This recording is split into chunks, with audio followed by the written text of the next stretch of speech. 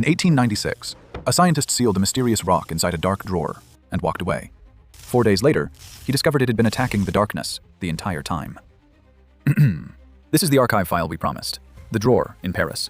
His name was Henri Becquerel, and just weeks earlier, he had seen the photograph that broke the world's brain. Röntgen's X-ray, a living hand stripped to the bone. Everyone was asking how to build the machine, but Becquerel asked something better. What if certain rocks naturally shoot invisible rays? He had a prime suspect, uranium salts, crystals that glowed after sitting out in the sunlight. So, he built a trap.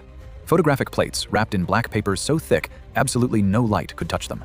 He placed the uranium on top and left it in the sun to charge. And it worked. The crystals burned their own silhouette straight through the wrapping. Case closed, right? Sunlight charges the crystals fire the rays. He got ready to present his proof to the French Academy. Then, the weather in Paris betrayed him. Clouds, storms, days of them. No sun, no experiment.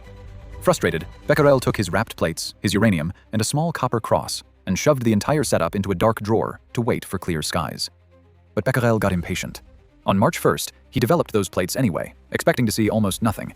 Feeble, washed-out ghosts at best. What came out of the chemical bath made his hands freeze. The images weren't faint, they were violent. Black, burning silhouettes. And there, in perfect, razor-sharp shadow, was the copper cross. The uranium had been firing the entire time, in total, pitch-black darkness. No sunlight, no charge, nothing going in. Something was coming out of that rock from absolute nothing.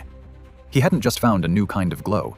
He had stumbled across unstable atoms, literally tearing themselves apart. And it got dangerous fast. A young scientist named Marie Curie grabbed this mystery and gave it a name: radioactivity. She soon discovered elements 1,000,000 times fiercer than his uranium. And Becquerel? He borrowed a glass tube of her newly discovered radium, dropped it casually into his vest pocket, and carried it around the streets of Paris. Days later, there was a deep, blistering burn on his chest, right through the fabric. The rock had reached straight through his clothes and marked him, silently. That accidental burn became the very first clue that these violent rays could be used to destroy tumors. The exact same invisible fire turned against human disease. But here is why this file cannot close. Marie Curie's personal notebooks, the exact pages she filled while chasing this discovery, are still violently radioactive today. They sit in lead-lined boxes in a library in Paris, and you have to sign a liability waiver just to step inside the room with them. Her file is next. And honestly, I'm not sure we should even open it. So let me ask you, how many other impossible forces are sitting in the dark right now, just waiting for someone to develop the plate? Drop your theory below. The best one joins the archive.